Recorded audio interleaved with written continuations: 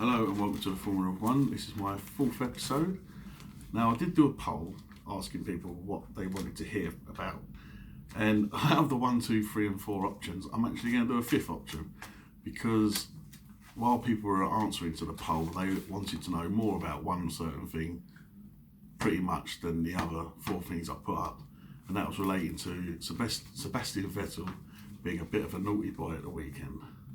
So we're going to go into that. Should we start from the beginning? It's basically team orders and number 1, number 2 drivers.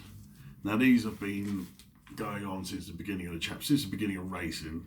You have a number 1 driver, you have a number 2 driver.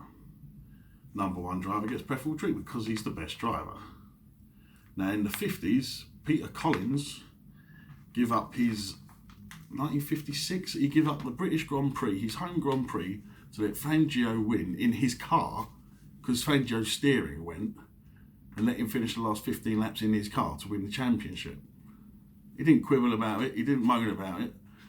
He did it because it was his choice. I'd have to read a big document about it to see if it was his choice, but he didn't complain about it. He gave up the car. He came into the pits, gave up the car, and let Fangio win the championship. Collins couldn't have won the championship, but he could have won his own race. So then you go back as far as that, you can see we've got team orders, but you've got a bit more respect back then. It's like nowadays, I think drivers are a lot more egotistical, a lot more arrogant than they used to.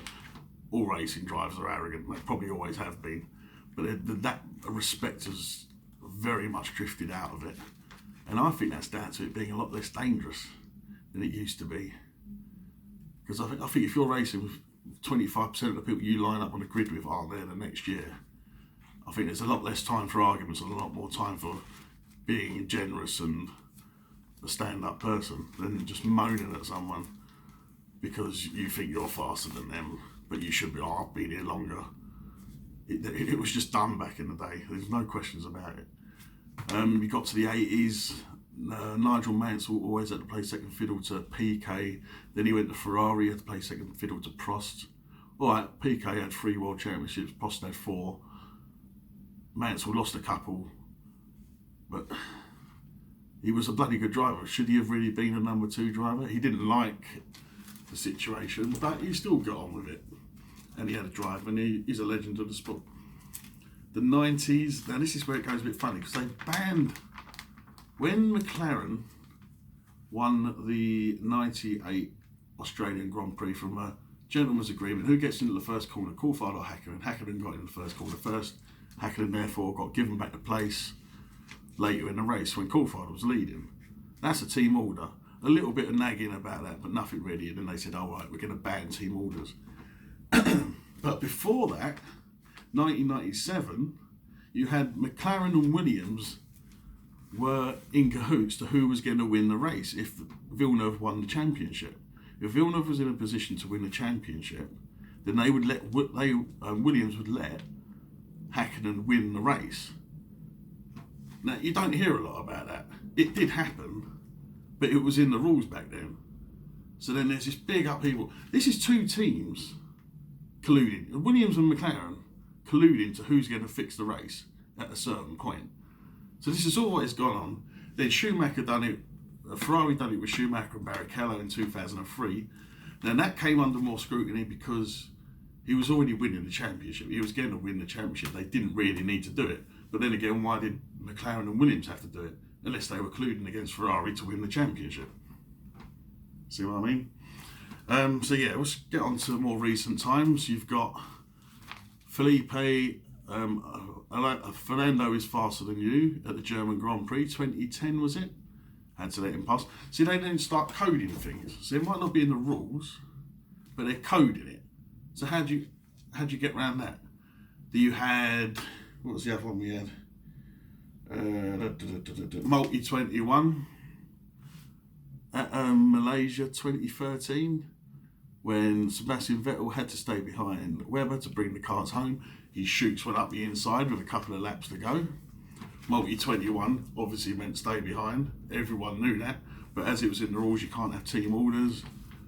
They just made up codes. And then I can't remember what year that they decided that, yeah, fine, we can't regulate it, you can have team orders. I can't remember what year that was, but they kept going in and out, in and out. Yes, it's legal. Yes, it's not legal. Yes, it's legal. No, it's not legal. Anyway, onto this one. Now, to get onto this one, you've got to go back to Singapore. No, not Singapore. What's it being called?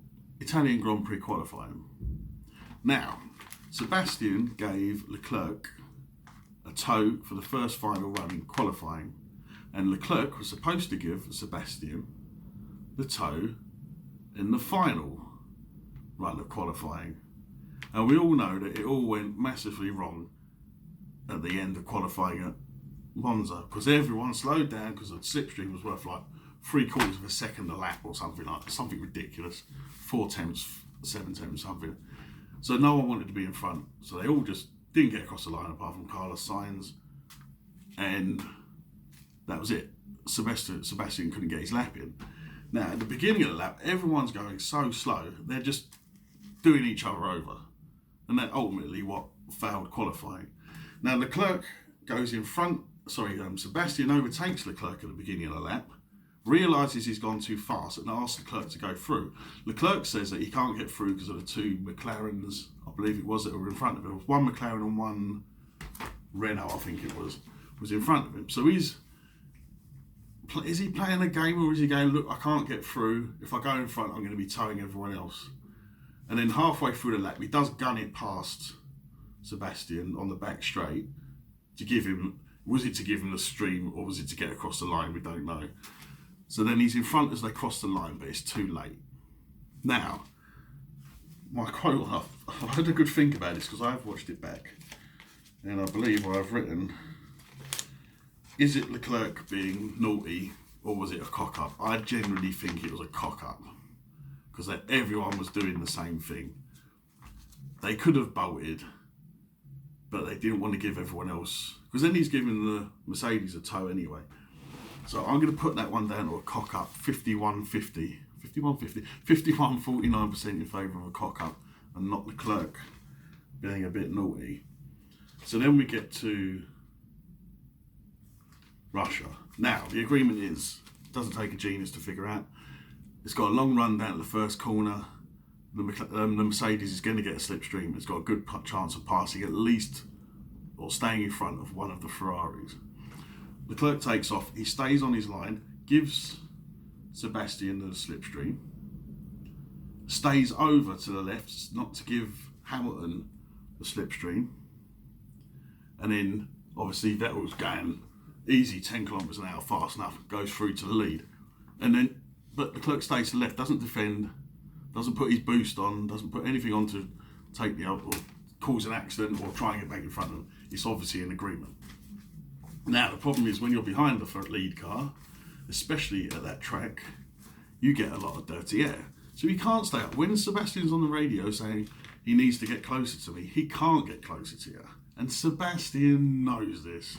He's not stupid.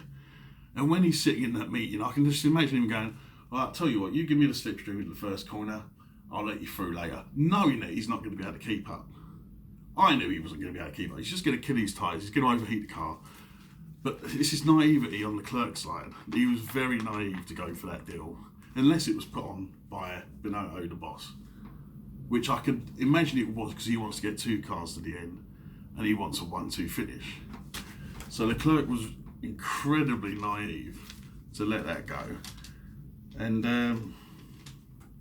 so did he do wrong by not letting him back past? Now, the thing is, you had, obviously, the Mercedes had good race pace. There was time to do it, but would it have been worth it? As a boss, I'd have said later in the race, I wouldn't have started on the radio 2 laps in game, right, you've got to let him pass, because you're just giving them the option to say no. He's not close enough. They knew he wasn't close enough. If they slowed down, you had Hamilton up his gearbox and you had Leclerc in the middle of nowhere. And Hamilton ain't stupid. He's gonna be right on his tail. He don't care losing a lap's worth of tyres if he's behind them when them 2 try and switch, because it only takes a little mess up, and then you could just go around one of them, if not 2 of them. So the team shouldn't have said, let him pass within 2-3 laps at the beginning. They should have, if they'd done it, do it at the end of the race when things are clear. But then you got the irony of Leclerc jumping him in the pit stop, and then Sebastian breaking down and gifting the Mercedes the race. So in a way, it's all doesn't really matter. But would I be? Leclerc's just got to go. Look, I was stupid there. I was very naive, and it's never going to happen again. Them two are not going to do orders. And if I forget, if Sebastian requests a team order in the future, Leclerc's not going to go for it. If he does, he's very stupid. I mean, Sebastian with the Multi-21 didn't obey orders. And I think there was another couple of races where he just didn't get back on the radio. And that was it. There was one where he said, I couldn't hear on the radio. I can't remember what race it was, but it weren't long after or before that Multi-21. He's like, I couldn't hear on the radio. Or I didn't know what that code meant. So if you're going to play team orders with Sebastian Vettel, you're not going to win. The way you win is by not doing the team order, which I suppose Leclerc could try and double bluff him next time. But that's what's exciting about it. See, it's not all about crashing and overtaking on the track. So yeah, we shall see. But the good thing that Seb did say when his car blew up was bring back V12s, and who's going to disagree with that? So yeah, I think I've covered that. Let me just check my notes in case there's something I've missed. Was it right?